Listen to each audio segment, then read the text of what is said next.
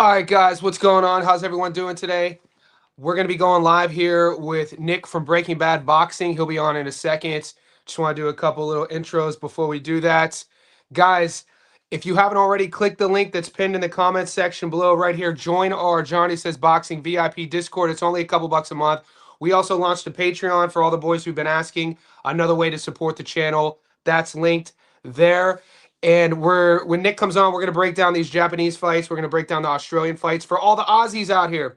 I'll be at the fights tonight. If you guys are there, hit me up. We'll link up. And there's a lot of good matchups to talk about. There's so much to talk about. Right in front of me on the big screen, we're watching the MVP sort of. There's fights tonight at they're in Miami. So we do have action on this three-legger. I don't see any of the B sides winning. So I did a three-leg parlay for tonight for today's fights here. They're at the LIV nightclub here in Miami, Florida. The three favorites pay $1.50, 50% on the return. So I'm hoping to hit that and then turn that into a nice little sneaky parlay for Australia. After we finish this live, I'll be sharing my long parlay with you guys in the Discord. I'll be sharing you. I already gave you guys in the Discord my dog of the night. Guys, we could possibly see 3 underdogs winning tonight here in both Australia and Japan. So we're going to get into that. I'm just kind of waiting on Nick to see where he's at. And we'll get this thing going. I'll start saying my what's ups. We got new members signing up. Awesome. I want to give a special shout out to eBlazer. eBlazer joined our Discord. I appreciate you. Appreciate the support. eBlazer, since you're new, go to my YouTube interface. All the JSB insiders, the members, you have access to your own section on YouTube. You'll see it says members only. There you will find the link to access the Discord. So welcome. If you have any questions, message me and I'll help you out. I'm going to start saying my what's up. Melbourne, Gary asking about you. Tell Gary to message me. He has my number. He has my number. DGZ, DJ Green, what's good, brother? So, guys, we're only a couple minutes in. I see everybody settling in. Brush the shoulders off, brush the shoes off. Like the video. Make sure you subscribed, and we'll get this thing started. Nick's about to pull up right now. Fan favorite, Nick from Breaking Bad Boxing. If you guys haven't followed him, do that as well. We're going to be streaming simultaneously. So if you guys are catching this on Nick's channel, what's up? My name's Johnny. And if you're on my channel and you're not following Nick yet, go follow Nick at Breaking Bad Boxing. He does a really good job at what he does. And, it's good to see everybody tuning in. I got MVP's YouTube on the channel here. Let me go over real quick. I'll pull up some of the betting odds. I'll show you what I'm talking about. So this is one of the fights. Let's get a little share screen action. Guys, there's so many fights. Is everyone else like? It's crazy the amount of fights we have this week. It's almost like Christmas, pre-Christmas for boxing fans. I'm like a nerd right now. We got YouTube fights. I'm going to the fights. We got Japan. We got the UK. We got Pro Box. We got another UK card. My prop of the week is actually on Sunday with the Troy Williamson fight. So this is just good to be a boxing fan, dude. Guys, we are a global community, right? It's going to be a global boxing fan, not just a one-sided niche. Like we only cheer for X fighters and we only cheer for fighters who fight under this promotion. Not on this channel. We tune into everything. So this is one of the fights. So this fight actually goes down in 30 minutes on YouTube. Medeiros versus Hugo Macias. And I don't see Macias winning this fight, but my book, your book should be showing 3 fights. So let me go to Bet365. Bet365 sometimes is a little bit more accurate on the timing of the fights that they show.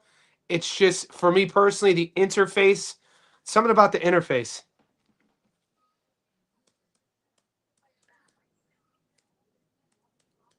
I like using Sportsbet's interface, but I told all the Aussies, like Mike from Melbourne, if you're betting on boxing on sports bet, you're gonna get burned because the draw will ruin your ticket. All right, so these are all the fights coming up. This is just so this fight's on in 10 minutes. This is Sydney, Sydney, Sydney, Japan, Sydney, Japan, Sydney, Sydney, Japan, Sydney. Jesus, dude, we have so many. I'm like getting overwhelmed. I'm like getting anxious. Bro, there's too many fucking fights. What the hell?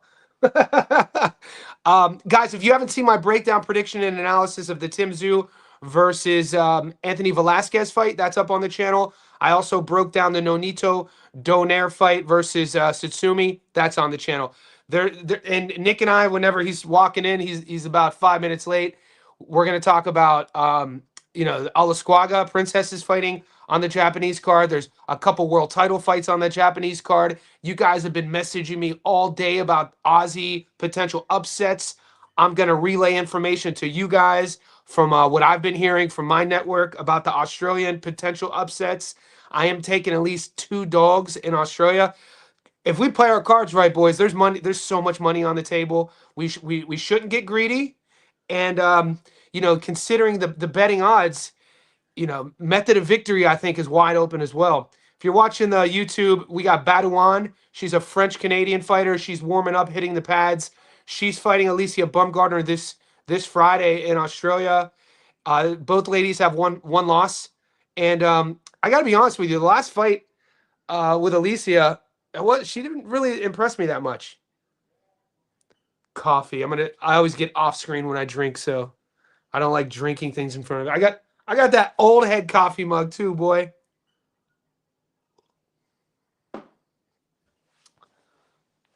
All right, Johnny the Body Snatcher. Dude, Mike McCallum, one of my favorite nicknames. Great boxer, man. The Body Snatcher. You know I'm a body puncher guy. Big fan. Mike from Melbourne, what are your thoughts on Bumgardner versus Badouan? 3 minutes. Ali hasn't looked. I just said it. So Mike and I are usually pretty much aligned on our thought processes. I hadn't even read his comment, but I just spoke about it. I'm watching Badouan right now on YouTube, hitting the pads. And I agree. Alicia didn't look that good. Guys, I'm bringing Nick on right now. Nick, Breaking Bad Boxing. Give me 1 second. He's in the waiting room. Breaking Bad Boxing. Boom. All right. Nick is in the house. Give me 1 second, Nick. Let me tag you up real quick. Okay. Welcome to the motherfucking show. Nick. What's good? What's crack-a-lackin', baby? How you doing? Good. How are you, sir? Good, man. So we're 8 minutes in. I feel like I've already been live for an hour. I already covered a lot. The boys have been expecting you. Were you tuning? Did you just tune in, or did you hear any of that? Oh no, I wasn't tuned in. My bad. I was walking my dog, getting in away his last little walk in because he was really bugging. He wouldn't have let me done this live without it. So, well, anyways, your dog. Anyways, a nice namesake of Japan. And DJ, I'm sorry for being late, Brody. I apologize. I'm sorry. My dog's a pain in the ass. The boys have been waiting, Nick. He's keeping me accountable. I appreciate that. That's what we need. We don't need yes men. We need people around you that are going to keep you accountable in your life. And that's a fact. You don't need people that are going to be like, hey, hell yeah, nah, I'm late. And that's a fact. My apologies. I should be more cordial than that. This guy getting them. So what we're going to do is... Lito, what's up, brother? Yeah, so say you what's up. We got Lito in the house, DJ, J-Sai, what's up? Jake Bellinger. We got about 35 people in right now. We're only 10 minutes in. This thing's gonna grow. As you boys are tapping in, like the video. You're streaming on your channel too, right, Nick? I believe so. Let me check. Actually, I should be. Let me check just to be sure. Look at my man Skeezy. What's up, gang? So. Yeah, so I'm going to the fight, Skeezy, and we're gonna be in to answer. Yep, looking good. All right, good. To answer J-Sai, we're gonna be going over Australia. Do you want to start with Japan, Nick? Yeah, I mean, I really, I'll let you do the Australia coverage because I didn't cover any tape on Australia. I mean, I can say that I like Tszyu, not to go the distance. I think that's always a safe bet with Tszyu's chin. You know, little bit of, you know, just Anthony Velazquez possible being a big hitter. Just, I guess that's a safe bet. But outside of that, I don't really have any real tape backing for Australia. But I've taped all 3 cards on Japan. So Yeah, okay. I've done both. What I'll do is, because I know the boys have been asking. What I'll do is I'll cover briefly. I'll do 1 or 2 fights real quick, and then we could just flow back and forth. I will do. Yeah, I'm taking Tszyu. So there's one that you guys have been asking. Okay, I'm going to do a Kuso versus Abdulayev real quick. Now, guys, I've been getting asked, 4 days ago, you guys were messaging me about this fight. Now, Paulo Kuso, he is the favorite. He's the A side. This guy, on the domestic level, you should know about him. He's akin to, he's connected with like Justice Huni. He's connected with Jaya Pataya. The kid is a big athletic guy who could crack. Now, Abdulayev, why there's interest on this dog is that his amateur pedigree. You're not going to find all of his amateur fights on BoxRec. He doesn't have a lot of pro fights, and a lot of people are really excited about an amateur fight he had with Aman Katiev. Now, I'm going with Akuso. I don't think Akuso's on upset alert. I like Paulo here. All things considered, A side. It's a homecoming. The kid's very athletic. He could crack. If there is a hesitation, it would be, have we seen him have to kind of come from behind and be a B side, like be the nail? He's always kind of been the hammer. And to answer everybody messaging me, I'm not taking Abdulayev here. I think Akuso is legit and the real deal. There's nothing about Akuso's game that I've seen that makes me doubt that he's going to come in as a huge favorite and lose this fight with all things considered where he wants to go. So I just wanted to address that quickly. If I may, really quickly, I see it's listed as a 6-round fight. And if people think that the dog is live in a 6-round fight, why would you not take the chance on a 17-1 dog on a draw? In this case, a plus 1600 in America. I don't see why you want to take a chance on a draw if you think the dog is live. In a 6-round fight, 3-3 is very amicable and possible. So, have you seen a Kuso fight? He had that one close fight on that Aussie card. That was Clay Waterman. Yeah, Clay Waterman. Yeah. Who was the headliner on that card too as well? That Clay Waterman fight was on the that was in Penrith. Let me pull it up. They were the headliner. It's just that they were the headliner. Yeah, that's so besides that, but I've never even seen Abdulayev fight, never seen his amateur pedigree. So again, no tape on this, but I just think in a 6-round fight, if people are really thinking that the dog has any live possibility, I think that's not a bad bet just to take a stab at purely based on value. 6 rounds, stronger possibility of a 3-3 fight down the middle than there are, when the fight goes longer and then people start to gas out and drag out. So that's just a thought on terms of value. So it's not a fight. Yeah, it's not a fight I'm really like betting on, but people wanted me to talk about the fight. Ahmad Rita is one of my favorite. Ahmad Rita is one of my favorite prospects right now.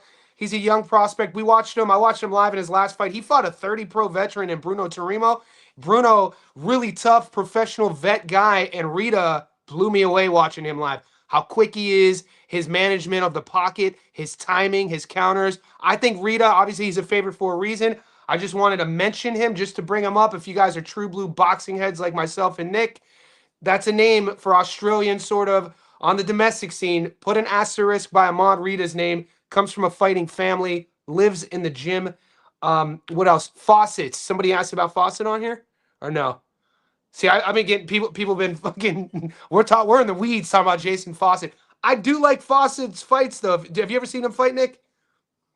No, I haven't, but I have a buddy that likes Marco Romero. He posted on free on Twitter, so I know he won't care that I tell him.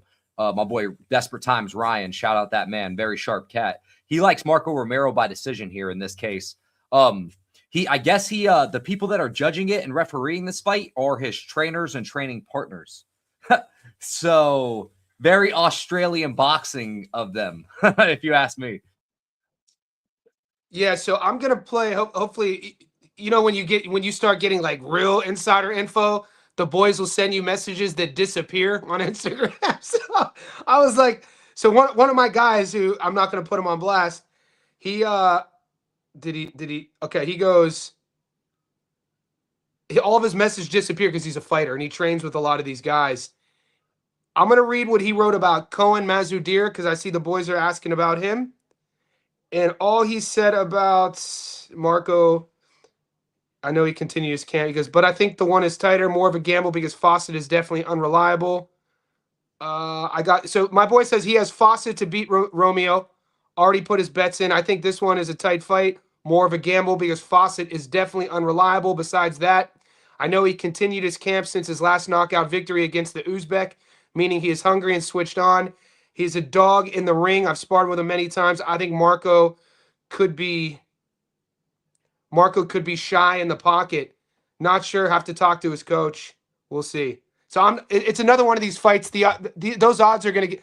Dude, you could get Fawcett as a dog, man. I like Fawcett as a dog there. Well, I don't think I have that. I know I don't have that in America. That's why I didn't really tape any of these fights, to be honest with you, just because I had to focus on the ones that I had to give the Patreon boys some picks for. But yeah, if I may read what my boy Desperate Times, what my boy Ryan wrote, he said, okay. 1 unit, Marco Romeo by decision. Close fight. I find Romeo a bit better, more marketable. Spent time training U.S. with Freddie Roach. And his head coach, Tom Lambert, is a judge and referee. The card. When we get to the Japan card, I can give out like real bread and butter tape studies. So yes, and on that, we'll be brief here because I want to get to Japan because there's some saucy odds, but I want to talk about real quick Akuso, Abdullah, Cohen, and Molinaro. So Cohen and Molinaro, you're in the Discord. I'm going to read what our moderator wrote about this Cohen Molinaro fight. I think it's pretty legit. He goes, I think Cohen's punches will likely be too sharp for Molinaro. It's definitely possible for Molinaro to outbox Cohen and win on points. The question is whether or not Molinaro could withstand Cohen's power. I'm leaning towards Cohen. Molinaro is nothing special. Molinaro likes to trade, and for his work to be effective, he needs to be in front of Cohen. For me, it's Cohen by knockout or TKO or Molinaro by points. Neither one is worth the risk. This fight is not worth betting since Cohen's volume is low and he has no defense. And to put an exclamation point on that, one of my guys, a couple guys have spoken about it behind the scenes about Cohen. He takes a lot of shots. He likes to be in a dogfight. He's tough as nails. He wants to get hit. But all of that alleged damage from sparring and his career is already showing in his speech. And so you make whatever you want to of that. Some of the boys in the know aren't betting on that fight. So, and then I think Tszyu. So you said Tszyu and Velazquez to end by stoppage, but go on. You have to continue that. I mean, my thought is just let's just say what it is. Tim Tszyu's chin is shot.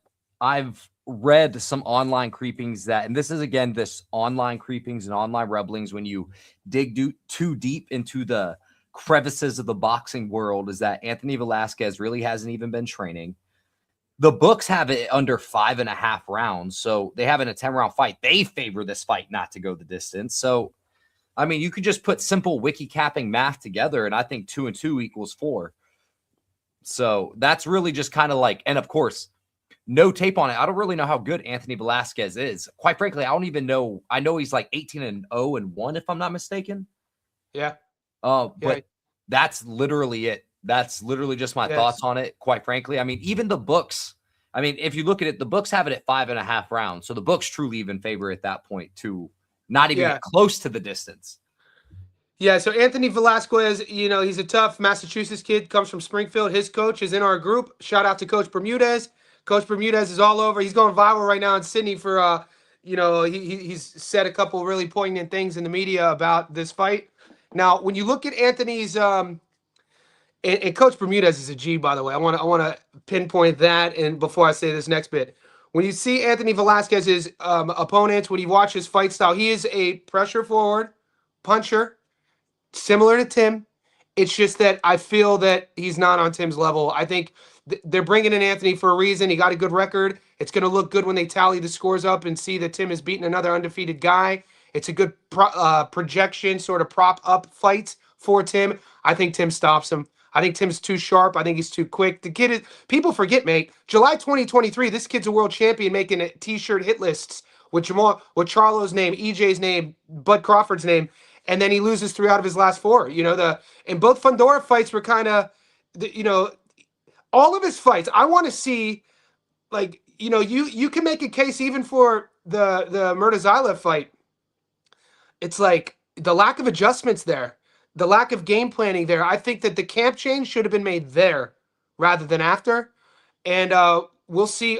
Coach Bermuda says, how much change could you really make, or how much adhesion could you really make with a new coach? We know he's gone to Pedro Diaz with one fight camp. So I don't expect to see anything too different from Tim. I expect to see the same Tim that we saw against Joey. And I think he stops him in under 6. So that's my take on that. I do agree with the idea is how much change, especially with Tszyu, can he count coming off of, I mean, yeah, man, I don't know. It just kind of makes me sad talking about Tim Tszyu, to be honest with you. Why? I feel like I feel like he was failed by his team. I feel like he was truly failed by his team. I mean, he could have failed himself by not changing his team, but man, the damage he took and sustained from Fundora when he should have been pulled out of that fight. Quite frankly, that fight should have been pulled out of that fight, and it wouldn't have been this downhill effect of damage that he's taking. The Murtazalia fight, he took a career-changing amount of damage, and then his last fight against Fundora, we all saw what happened, man. You don't think that's sad to see someone like Tim Tszyu go out like that on the stool like that? Well, he's 31 years old. That hurt. That literally hurt my heart. And I mean, like, with the utmost respect, like, if I'm not mistaken, he fought Joey Spencer, correct? Next, yeah, Joey Spencer. He fought Joey. He fought Joey before the second step fight. Yeah. Yes, and Joey Spencer is trash. I mean, I'm not ever gonna call a fighter trash. Joey Spencer. I know. That was rude of me. That was honestly. Yeah. I mean, you can say what you want. But then again, I'm the one who said I don't think it's sad that Tim got beat up. But I kind of how I feel about Gabriel Flores Jr. You know, in terms of Joey Spencer, and everyone knows how I feel about Gabe Flores. Dude, I gotta be honest with you though. Even though I won money on that fight, and people were picking Cordina to lose, what are we talking about? Gabe Flores actually fought way better than I thought he was gonna fight. If he just had a little bit of more crack in his hands, some guys just don't have pop. Joe Cordina has pop. I'm talking about Flores. I'm talking about Flores. I'm sorry. Joe Flores. He has pop. Gabriel. He has 4 knockdowns in his last 2 fights. He knocked down Adiano in the 1st and the 10th round. Gabe Flores cannot crack. What are you talking about? I mean, I'm not. He has enough pop to knock people down, and he was hitting Joe Cordina clean. Because he can't crack. Cordina knew that. Gabe Flores, the issue with that fight was always going to be the fact that he accepted the back foot from Jump Street. And if you go and watch my breakdown, and you even see in the comments, him accepting the back foot was always going to be his biggest issue. He was way too apparent to get stuck on the back foot, get his back caught against the ropes. And against a savvy veteran like Joe Cordina, he's going to shift off on angles. He's going to rip apart your body. And He big brothered him. Gabe Flores is another person that is failed by his team. That has been failed by his team. I see what you're getting at. Now I understand the damage he took against Luis Alberto Lopez. He should have been stopped and pulled out of that fight. Got cracked up by Giovanni Cordina. They haven't put him on any proper trajectory against picking good fights. And then you watch much 80s boxing though, mate? Like, did you like? So when I'm thinking about guys on their stool and taking damage, mate, this is boxing though, brother. Like, I actually just watched the HBO Legendary Night series not too long ago. I think I texted you about it. I was you did. Mars, salute, brother. Yeah, the boys are in the house. You're doing well, Chris. Hope everyone's doing well just in general. So Chris is a savage. Yeah, dude, we got an educated ass chat here, man. The boys know what they're talking about. Hey, I got a little assist for you. I'll be John Stockton, you be the mailman. Tsukami versus Santiago to keep us on track. We're in Japan now, boys. These are the odds. Tsukami versus Santiago. You got the mic. Yeah, so you kind of have a classic slugger in this case, because I consider Tsukami a slugger, quite frankly. And then you have Santiago, who is a unorthodox boxer. And what do I mean by unorthodox boxer? He likes to sit on the back foot, pop shot on the back foot, hang out on the ropes. Pretty good cardio and conditioning, even though he does lose his pace and slow in the later rounds. And he crowds. So anytime you get on the inside, you really saw with the Bomba fight, the Gonzalez fight, anytime Bomba Gonzalez got on the inside and started letting off body shots, he would crowd and clinch. He likes that clinch and minimize, really likes to utilize that clinch and minimize. I think Rene Santiago, quite frankly, could win this fight if he has the right game plan and if he has the cardio to go 12 rounds. I question the fact of if he has the right game plan and if he has the cardio to go 12 rounds with someone that's going to be consistently stabbing at the body, slapping the body with shovel hooks and heavy body shots and hooks in the punch variation variety. I don't think Takami is necessarily as good as everyone's propping him up to be. I think he has better movement than Iwata did to close off the ring against someone like Santiago. I think he hits a little bit harder than Iwata too. And we saw against Santiago and Iwata really had later round success in the round in 9th and the 10th and the 11th, catching Santiago, even though Santiago really won that fight pretty clearly. I got a nice little live decision bet on him at plus 4,000 that fight. So I was pretty happy about that. But all in all, man, I think Santiago with the right game plan could win this fight. But I lean Takami to get it done by a points decision and a slightly closer points decision, maybe 8-4, 7-5, because I eventually think he's just going to track him. I think the young athletic age eventually is going to be more spry. The body work, the eventual power, who I think he hits better than Iwata. I think he tracks a little bit better than Iwata. And Rene Santiago is just so used to running in and clinching when things get sticky on the inside. And I think Takami is better at jousting in, working the inside, and jousting out before he can get clinched. So I lean overall Takami to get a points decision. I think he could possibly even get a 10-12, 9-12 kind of stoppage. But again, with the right game plan, this is to me the livest dog of the whole card, of the whole Japan card. With the right game plan, Santiago could win this fight on points. He ain't knocking him out.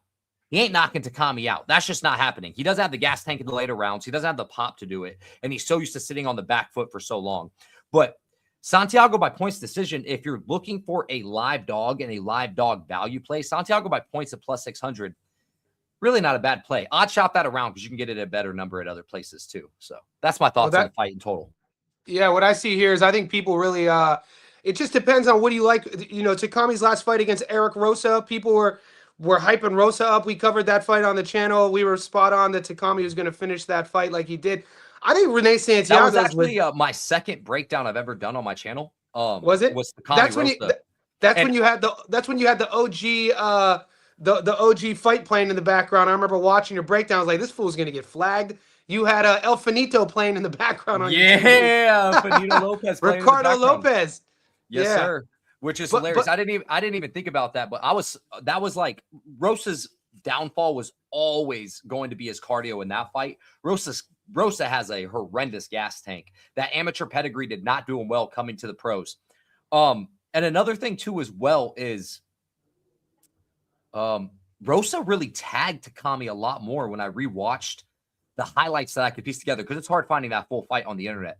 But Rosa was really tagging up Takami. Oh, no. Shout out my boy Lygos, actually. I'm having a mind block. He sent me the full fight, and I watched it on Unext. Shout out to the VPN, too, as well.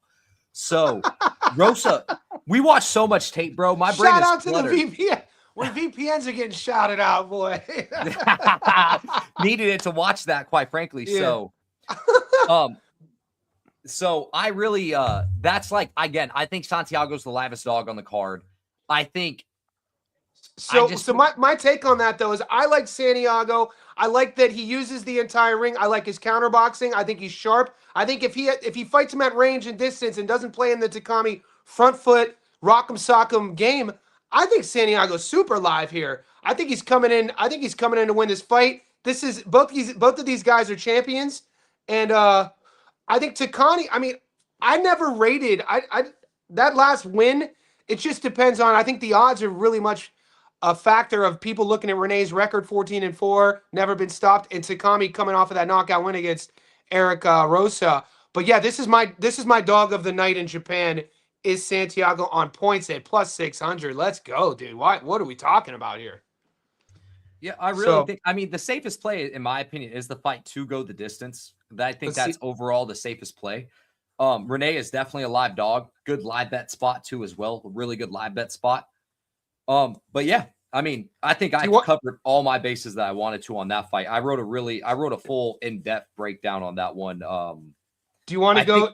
Do you want to go Tsutsumi next, or do you want to go to the Princess fight? Let's do Princesa. I'm a huge Princesa fan, as most people know. That's actually one of my favorite fighters right now. Yeah, he has pretty much the whole package, mate. I'm a big fan. So, yep, go on. Oh no, my apologies. Did you want to go first on this one? No. All you. I'm just typing. So I think Olasquaga is a perfect mix of like a boxer puncher prototype. He has power. He can do it all. Offensively, I think he can do it all. I think defensively, he has a few holes. Kiwahara, or I'm just going to call him Taku from this point. Taku, he likes to box on the back foot. He kind of has a nice little jousting in and out style, good sweeping left hooks, good rear hand too as well. When he lets his combinations go, when he does fight on the front foot, it's pretty good work too as well. One thing I love about him too is about Taku is he fights on the back foot, but the one thing about Taku, he doesn't keep his back to the ropes. It's almost like there's fire on the ropes and he's always moving off the ropes, always angling, always moving different directions, cutting and pendulum stepping, not pendulum stepping, but cutting different angles. And then you have Olasquaga, who I think will have problems, as we saw with Camacho and as we saw a little bit even with Koyaguchi, having problems with boxers that can box off the back foot, someone that can move off the back foot, float and flutter. And I think early rounds, I think Taku is going to give possibly Olasquaga some issues unless he gets caught cold, which in his last fight, he got dropped in the first round. He took a horrendous amount of damage against Akui in their first fight. Like he got dropped cold in the first round, bad in the third round when he was eventually finished in the seventh round. Way more defensively responsible in their second fight. But I don't think Akui has the feet or the athleticism that and the tracking that Princesa has. So ultimately, I see Olasquaga getting this fight done by knockout, late. If you're a parlay chaser, I think it's a good parlay piece for Olasquaga by knockout. Me personally, I don't mind playing a straight bet on Olasquaga around 7 through 12 too as well, because I think you get some juice on plus money. You always have to be worried on the fact that Taku is very hittable. He's hittable early, especially even for a back foot fighter, because he likes to float, especially with his chin high and a low shoulder. So there's a lot of things that make me think that Olasquaga will get this done eventually. I think it does happen later, but I wouldn't be surprised if he cold cocks him later. So for the parlay chasers out there, I think it's a good parlay piece. I'm pretty confident Olasquaga gets a knockout in this fight here. I think Taku could give him some issues early, again, with that back foot counter pop shot style of boxing that we've seen give Olasquaga some issues before. Even Camacho in the first round and in the second round had a few moments of good pulling and countering before he got ran downhill. So I just think that, Taku's going to have his hands full with the timing and the power. And that's why you're looking at that. I mean, I really don't like $1.49 for a knockout will make you sweat. You know what I mean? So if that's the case, that's why those odds are like that. Have you gotten any word on how big the ring is going to be? I've been asking around. Well, I want to know how big this ring is going to be, because that matters with these contrasted styles. It's in Japan, so it doesn't. There's really no need to find a word. It's going to be a bigger ring. It's always a boat in Japan. It's always a boat in Japan. It's going to help these back foot fighters like Rene Santiago and like Taku in this case here, in my opinion. Again, early, and even DJ agrees that Taku's going to give Ola a lot of problems in the early rounds, but I think it eventually goes downhill. And if you don't want to sweat the early rounds, or you're worried that Olasquaga cold cocks him early, you just live bet it. As simple as that. You live bet it. The problem with live betting, though, is that you're then relying upon talking to a human. I mean, for you in Australia, that's the one thing about being here in America, is we can live bet with a click of a button, baby. What? Live bet. You don't have to call? I'm going to have the score bet ready to go, champ. Live and ready to go. We're going to be locked in. Oh, you guys don't have to call anybody. No, I have a whole schedule. It's 5:34 my time. I'm going to get done with you. I'm finishing taping John Hedges and Elias Zorro. And when I'm done with that, I'm going to bed. I'm going to have my alarm set for 3 a.m. I'm waking up at 3 a.m. for some live betting spots, and I'll be in the office by 6 a.m. when all the fights are over. No, you're missing my point, mate. So when the fight's going on right now, if you want a live bet, you don't have to call to talk to the betting person. Imagine that. That's what we have to do. That's why I don't fucking live bet. I'm not calling anybody. That shit is hell, brother. That sounds like absolute hell, bro. Because they're like, what's your security code? I'm like, fuck you. I ain't live betting. I guess I'm just rolling the dice on my fucking original pick. But that's what's crazy. Nah, bro. That's like this is the biggest thing, in my opinion, in boxing. The biggest edge in boxing, in my opinion, is the live betting. Yeah, like, dude. I can truly say that's like the best market, in my personal opinion, is live betting by a country mile. I mean, yeah. So It's really what it comes down to. So, yeah, I think Olasquaga goes downhill, gets it done later. I think the large ring will benefit Taku early, but I think once he starts rolling downhill, it rolls downhill. Better live betting spot. Again, just the lean. I don't have an official play on that. I also didn't put an official play on Takami as well, just for the fact that I think it's a better live betting spot than anything. I'm just still blown away that how easy it is for you boys to live bet. It's shocking. If you're ever watching a fight, Jay, and you want to put, we could find a way to transfer currency. You can just let me know, and I'll put a live bet in for you. We'll start, dude. I was thinking about it. We should start. I'll think about it. You gotta find someone you can trust that is not going to run off with their money. Yeah, a community poll. But it's like I have no problem live streaming, talking to the boys every single day like this. But when I'm watching a boxing match, no matter what betting app you're on down here, you have to call them. Hello, is this owned? Can I take this at this? Like, I ain't trying to do all that. All right, here we go, brother. This is Tsutsumi versus Donaire. You got the mic. Yeah, ultimately, Donaire is 43 years old. He's 43 years old. In his last fight against Andreas Campos, he didn't have to push any sort of pace and pressure. And you could even say that in the later rounds before the head clash that he started to slow down a little bit. Campos put no body work together, no pace, no pressure. And we're talking about someone in Tszyu. If you go watch his Takamo Inoue fight, he threw over 1,000 punches and threw more than 700 power punches over 12 rounds. He went to a draw with Daigo Higa twice for a reason. Good recovery, good resiliency. I actually think he's just a slightly more refined and a slightly more technical boxer than Daigo Higa. I actually liken him to a Daigo Higa kind of prototype, to where he gets on the inside, likes to rip up shots, likes to throw overhand weekend shots above those shots. Tries to get underneath your punches and punch you underneath your punches. He can get square at times, but he loves to push your opponents back against the ropes.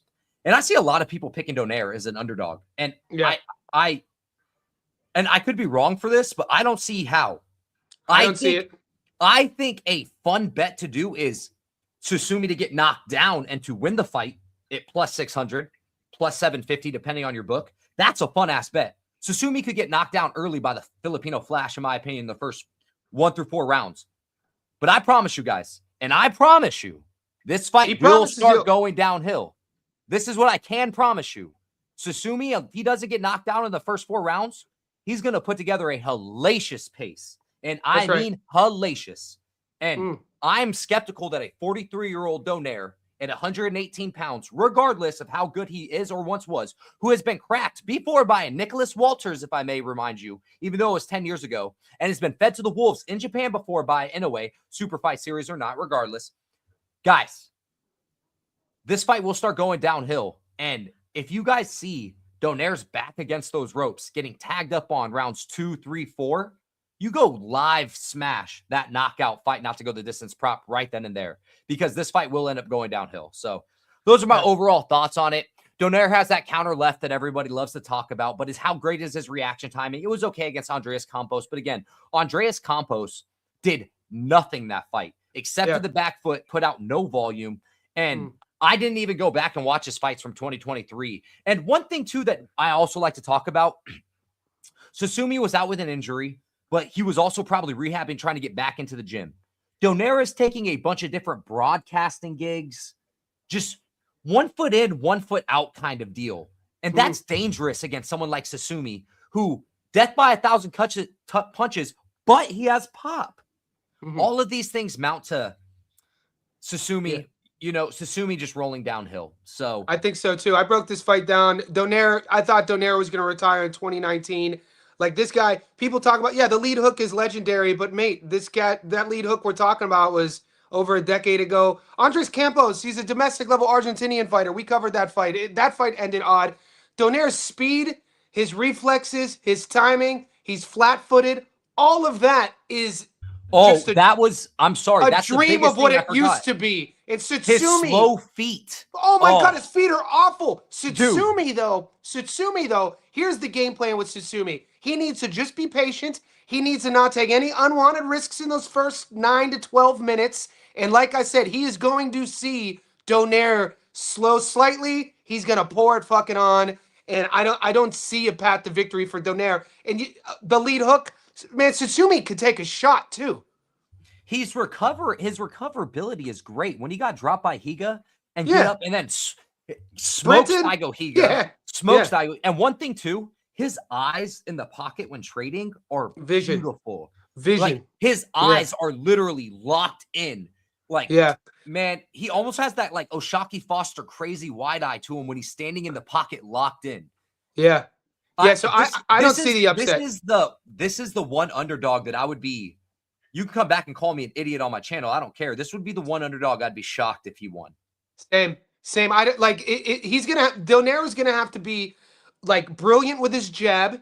He's gonna have to be brilliant with his endurance. His timing is gonna have to be on point. Everything that he lost that we saw in 19. Well, this is the same guy in 2019, even though it was on points. I thought he hung him up. It's 2026 in 2 weeks. So, like, we as men, what the fuck are we talking about here right now?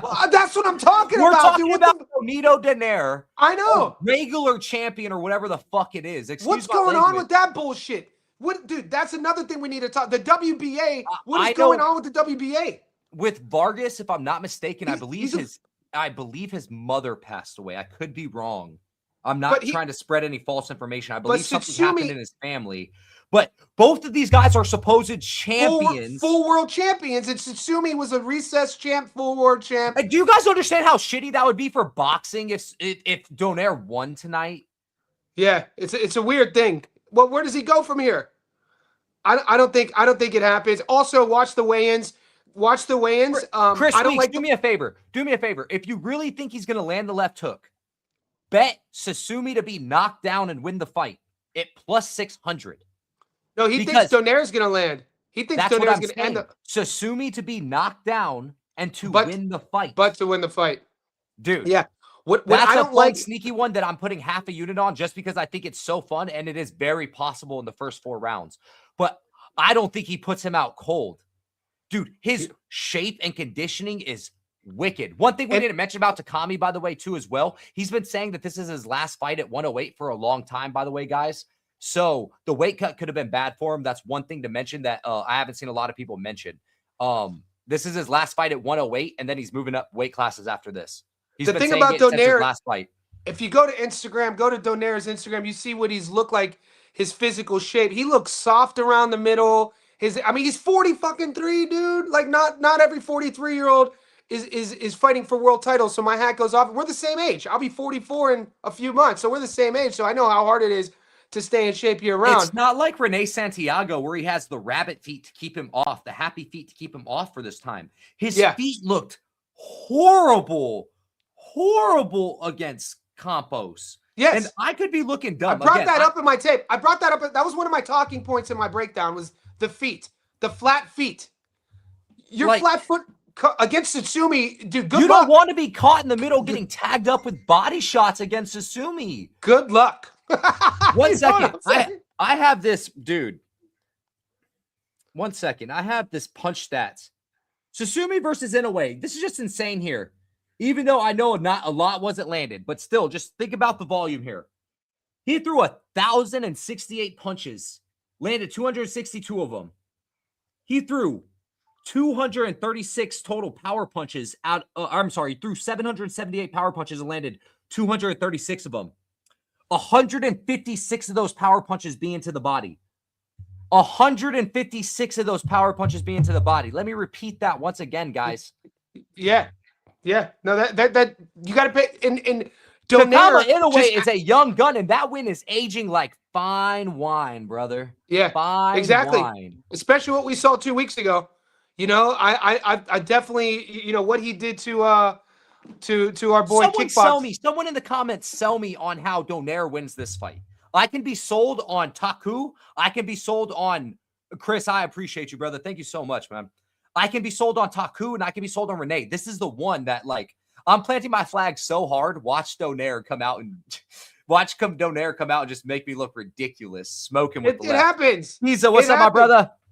It happens. You got to stand on business, though. Breaking Bad standing on business out here.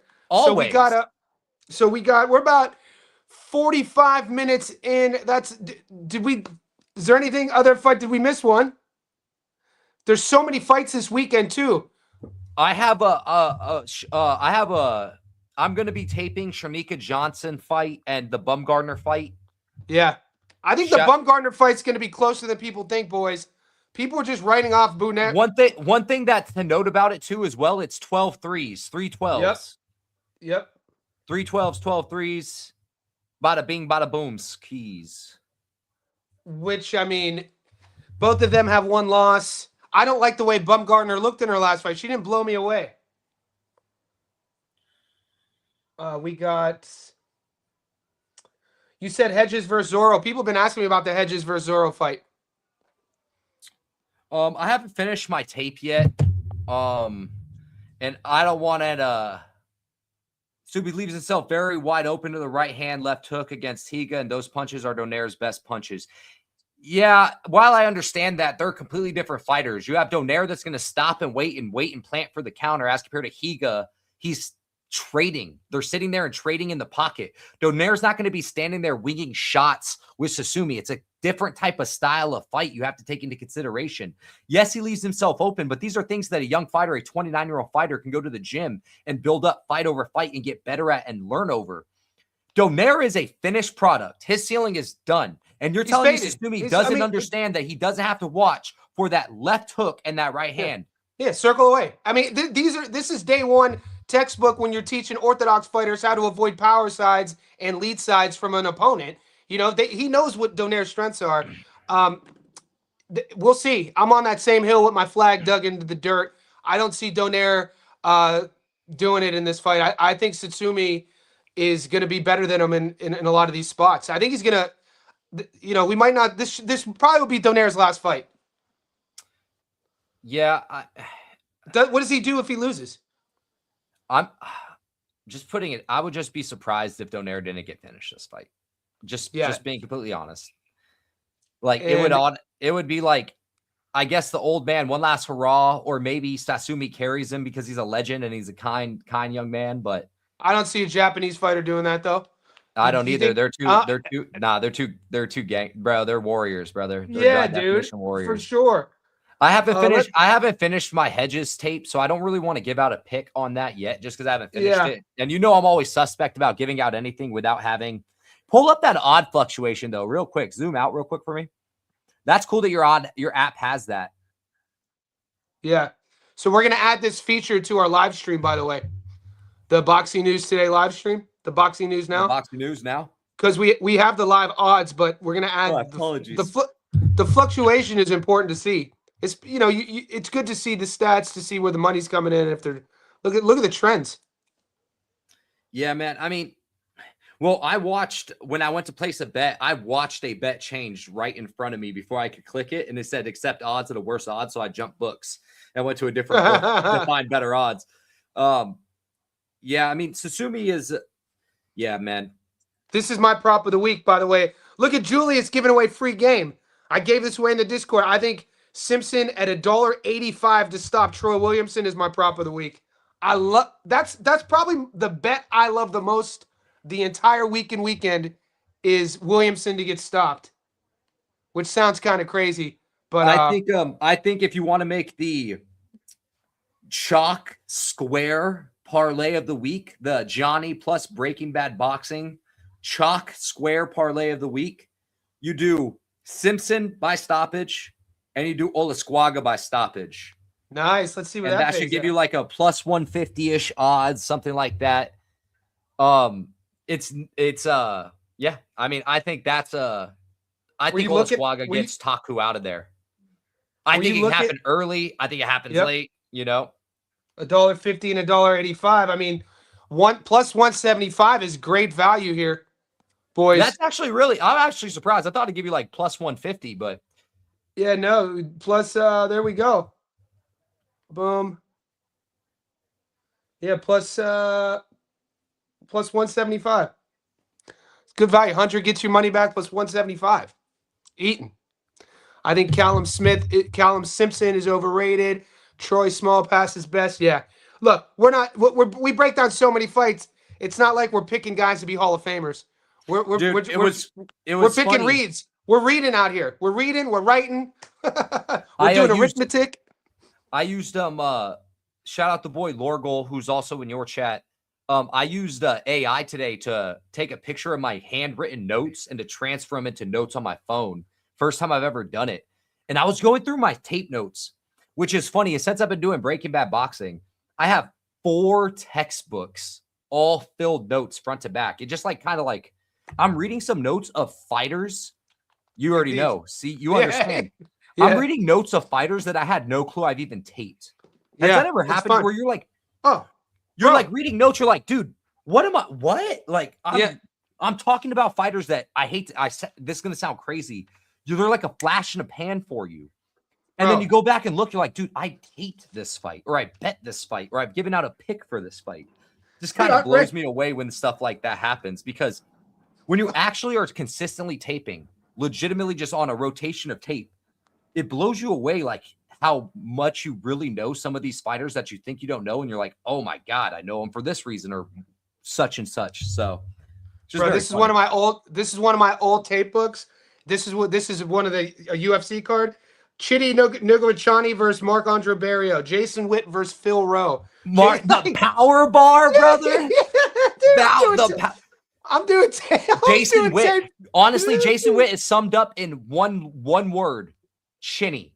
Yeah, that's about it. Dude, I'm doing UFC Fight Night Gamrot versus Sarukian. Like, I'd go all the way back to fucking. I cashed on Gamrot for that fight, even though that was a close decision. Yeah. That was Pete Gamrot. Crazy high pressure Gamrot. Bro, when Gamrot broke through, man, Gamrot was out. That was that fight actually. That was Pete Gamrot. Gamrot was a KSW, I believe. Yeah. I believe a KSW 154 champion. Yeah, DJ, you understand, bro. You're reading over your notes. You're like, damn, I taped this person. Like, it's insane. Like, it's always, what's cool though is what's gonna happen is I do find it with MMA. It's easier to go based off what you remember and do a quick tape study on MMA than it is boxing. Yeah, boxing's like statistics. Like boxing, you have to slow down tape sometimes, and like, yeah, of course. Like, dude, when I saw Taku, he had a crazy good body shot knockout over Tolhazi. I had to rewind it and slow it down to even see the body shot. Like, it was a beautiful knockout. And Tolhazi is someone, by the way, that Takami took 8 rounds. You know, Taku also beat Magramo too as well. So Taku ain't no pushover for Alasquaga guys. Just want to say that he made issues early. See, this is the dark side of doing too much tape, though. Is when paralysis by analysis. When you start realizing, yeah, dude, bro, this happens, mate. An upside though is when you've done so much tape and you're doing this for another year or 2 or 3 years, and you'll look back and be like, oh shit, I taped this dude's debut. And now he's 12-0. Like, fucking hell. Like, I remember doing Josh. I'm so excited for Xander Zayas's, because my first ever breakdown I ever did was Xander Zayas. I'm so excited for Xander Zayas' next fight, just because it's going to feel almost like a have you seen him in camp? Moment. Have you seen, dude, he's fucking massive. I cannot believe Zayas makes 54. He is huge. He's not going to be there that much longer either. His team has been talking about that for a while, but what's he going to go do? I mean, I guess a super fight between him and Janibek sounds awesome. Or just become a 2-division world champion at 60. We'll definitely see him at 68 before it's all said and done. But like, the kid is massive. He carries a lot of muscle too. 168 out of nowhere kind of became a shark pool. Yeah, dude. Like out of nowhere. Like when you look at it from top to bottom, it's kind of a shark pool. You have Iglesias, who's the most underrated 168er on planet Earth. That no one talks about, quite frankly. You have Mabili, who I don't care what anyone says, always going to be in a good fight. Lester Martinez, who can hang with anybody at the world level. Nobody's putting their hand up. No one's trying to fight Lester. Especially Diego after Pacheco had a lackluster performance, but he's still a good B-side fighter at 168, and I'm still not willing to give up on him at such a young age. I do not think that was that bad of a goddamn performance. You're fighting you're fighting an animal with that freaking style. And the announcers were so one-sided. It wasn't Pacheco holding the entire goddamn time. And also, I'm glad you brought Diego up. What do you see? Him and Shiraz are supposed to be rumored to be fighting at 68. Shiraz is another person I actually didn't bring up. I made a joke. I said sacrifice William Skoll to either Iglesias or Pacheco. but I mean, like, I think stylistically, man, like, because the fight's going to look way different Pacheco versus Tszyu is a one-off because of the stylistic matchup. Pacheco versus Shiraz fights totally differently. That's very interesting. Shiraz fights at range, does some decent work from the inside. That's what I'm saying. Long piston jab. Straights are a key thing for him. It'll be the battle of the straight punches, quite frankly. But the thing is, Shiraz, we've seen fire off a little bit more on the Berlanga fight. Against Carlos Adames, he wasn't firing off. He was lining up shots, but not firing them off, right? He looked average against Adames. Dude, well, I think also Adames had a good game plan. Got underneath his shots. A beast. Got underneath his shots, tapped on the body early, dude, worked up top. He should have won that fight. He won that fight, in my opinion, pretty clear. Horrible decision. Yeah, clear at least they didn't take the belt from him. You know, I'll take a screw job draw than a goddamn robbery, losing the belt sort of thing. But, I think Shiraz would probably win the fight. I think if I'm Diego Pacheco, I'm trying to get a Jaime Munguia fight, a winnable fight in that sense. I'm staying all the way there. That's a fun fight. Munguia it's a good fight. I'm staying all the way from Resendez, and I'm staying all the way from Mabili, and I'm staying all the way from Lester Martinez. If I'm Pacheco's team, you stay away from those three fighters because I don't know, man. Dude, Mabili would fuck up Pacheco. I'm talking about Resendez. I'm not that sold on Resendez at this moment. He looked good against Caleb, but where's he been? I want to see them urine test too because Resendez. I'm sorry. I was calling that shit. He's been cycling. I want to see the piss test, bro. Resendez looked like a goddamn fitness bodybuilder at the way. I was like, who the fuck is he? Never looked like that before. And then he goes out and has the performance of his lifetime. Sorry for yelling, everybody. Where's he been at?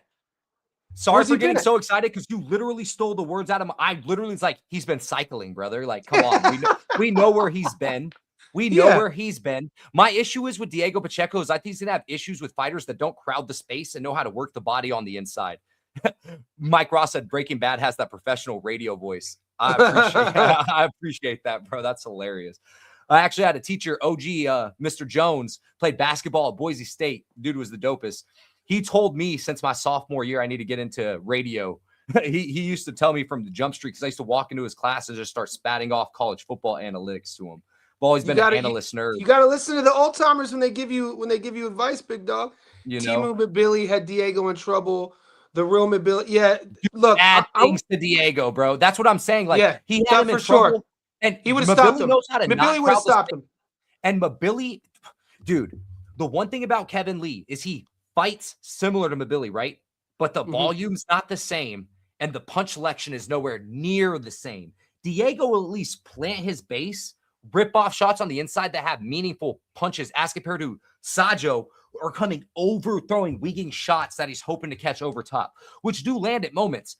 Completely different in my personal opinion. So I think Resendez, especially we saw the Resendez we saw against Plant that knows how to get on the inside and work and beat up that body and throw high volume, all the signs of juice, right? I think Resendez, Mabili, and Lester Martinez are all horrible matchups for Pacheco. I think they all beat him up on the inside, beat him up bad, drop him to the body minimum, and maybe even finish him. Some of those guys, like Lester Martinez, I'm confident would finish Diego Pacheco. Like, I was kind of bummed out that Mabili's camp. I understand why they didn't, but I was kind of bummed out that Mabili's camp didn't want to get that get back against Lester. Even though, you know, it's a tale of two fights. Lester's game plan was on point. You could see the path to victory in the rematch for Lester. You know, just turn the fucking gas up early and fight him in that range early. And but that fight's not going to happen. So I've pulled up the fighters at 168, at least what Boxing Scene has them ranked. And I just want to pull those up to see if we forgot anyone. No one's talking about Melikuziev. After Bektemir beat Fulgham, no one's saying Bektemir Melikuziev's name. No one's putting their hand up to fight Lester. Who are we? Is McKenna? Aaron McKenna's a six. Beck the Bully's a fun fight for someone. You know, eventually Charlo's going to come out of the woodworks and fight some random ass fighter. It'll probably be Caleb Plant. I mean, that'll sell at least. I mean, I've never been sold on Caleb. I've never been a guy to sit here and say Caleb. And then you also have the winner of the Callum Simpson. People love Caleb. People love Caleb. Caleb's offense is Callum Simpson fight coming up as well. Yeah, so that's another winner that no one's talking about. Pavel's actually Pavel is Selyagin is pretty Pavel good. Selyagin, he's good. There's a couple names on here. It's like the harder the name is to pronounce, the less people are going to hear about him. I think, especially in the English speaking world. But what's Caleb gonna do? The 168 division said, I want to see Beck the Bully versus Berlanga. Beck the Bully would do disgusting things over the 12-round distance to pop shot, stop and start Berlanga, which Berlanga has great stop and start, but he would do disgusting things to him. I think Berlanga's, I'm sorry, man. Berlanga's, I've never been impressed by Edgar Berlanga. I've never been impressed by Edgar Berlanga. There's never once a time I threw on the tape and was like, man, I know he was the 17-0 guy, 17 knockouts in the first round. I've heard it, Johnny. I remember. That's not what I'm saying. I wasn't gonna lean on that. I was gonna lean on. I remember watching Ed in the amateurs when he was like fighting at like 147 pounds. So what I was gonna say is I'd like to see Ed at one. Like, this is gonna sound crazy. I'd like to see him at 160. We're never going to see that because he doesn't have the discipline to get to 160. But when you see him at 68, you can tell he's carrying extra body mass that really switch. Versus Berlanga would be an awesome fight.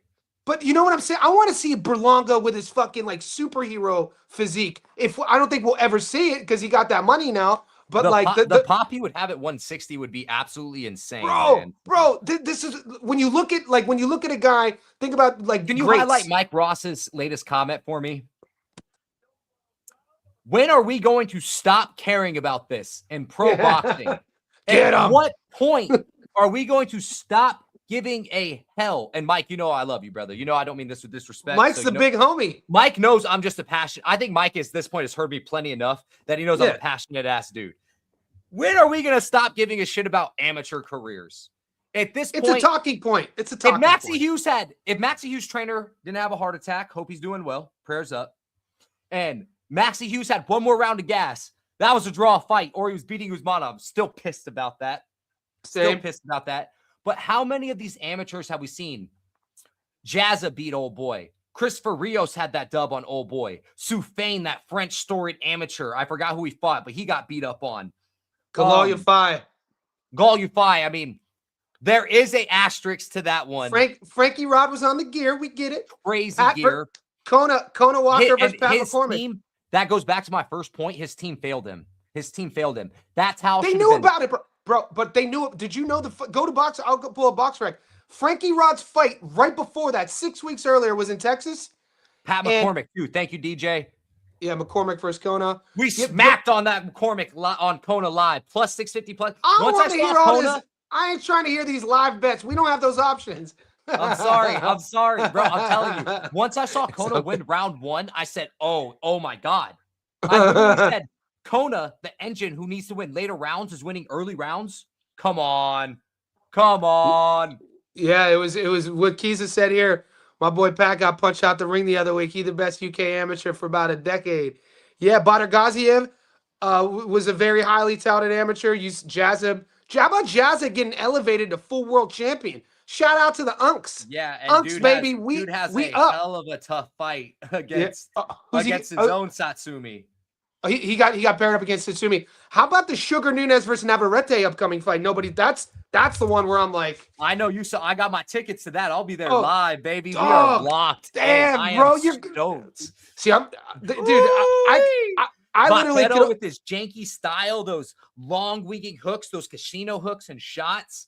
And then you're going to have Sugar Nunez, Mexican War, volume. Oh, my God, brother. I'm like, woo. Yeah, I can't wait for that fight. Shout out to the boys for taking it. But, damn, is that in Arizona? Yep. It's in Glendale, Arizona. It's at Desert Diamond Casino where the Coyotes used to play. So it's a real nice, intimate arena.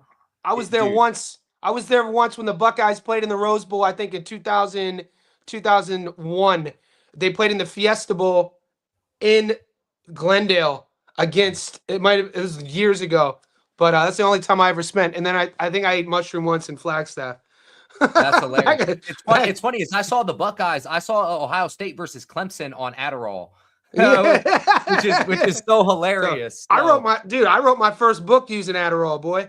Man, I don't do any stimulants now besides a little bit of marijuana and coffee, but not Adderall. Man. But have you heard of a modafinil? Nah, what is so this? Breaking Bad boxing, you got to learn some chemistry. Let's do it. Yeah, so Adderall is obviously a stimulant, but it's an amphetamine. Modafinil is a nootropic, so the brain reacts like it's an amphetamine. It just doesn't affect the heart rate, so you don't get increased heart rate, but you get that focus. And like a lot of like airline, they actually made it. It was invented for people with narcolepsy. So if you don't have narcolepsy, it works the opposite and you stay switched on. So I didn't use Adderall in my first published book. I was taking modafinil. I was interviewing once on my podcast a biohacker, and he emailed me. He mailed me a bunch of them. But yeah, it's insane. Yeah, man. I mean, I think it's funny because when I was looking through my notes, the first notebook I ever did notes on was in a chemistry notebook. Yeah. So I just find this so funny that I'm looking at it and I'm like, damn, is that where the name just kind of subsequently came up? Was Breaking Bad Boxing was a chemistry notebook? I'm like, hey, that sounds kind of catchy, honestly. I was always worried that would never catch on because of the show itself. You search Breaking Bad Boxing, figured that it would only be Saul Goodman, you know? Pop an Addy and do some tape study. That's me now on a Sunday morning now. Pull up my laptop, got a bong and got a little coffee. And I'm like, you know what? It's a beautiful morning. Let's pop some tape study. Yeah, dude. When I was here, how old are you? 30? 29. So yeah. I was gonna pull the when I was your age, but I was way younger. When I moved to Long Beach, I was 22, and I think I told the story once on my. I would stand. This was 2004. I would stand up paddleboard. I lived on the canals in between Long Beach and Seal Beach. I would stand up paddleboard to my weed doctor, and so like it was right across the canal. That's back when you used to have the long hair, huh? Oh, rocking the long hair. Everything was pierced, but I wasn't breaking. I was just watching film, bro. See, I'm like Chrissy. I was like, I'm gonna grow the long hair back. She's like, I don't like it. She's like, it smells. Dude, hair is growing like a mug. It looks good, boy. You got them locks. Man, it's funny. My hair used to be thick and curly, and now it's like flat. I don't know what happened. Well, it's gravity. It's because it's long. So Nick, I got to wrap it up, man. So I'm going to the fights tonight. I'm going to the zoo fight. It starts. I hope you have a great time, Big Steve. Big Steve. Yeah. I hope your life is hell lately, Big Steve.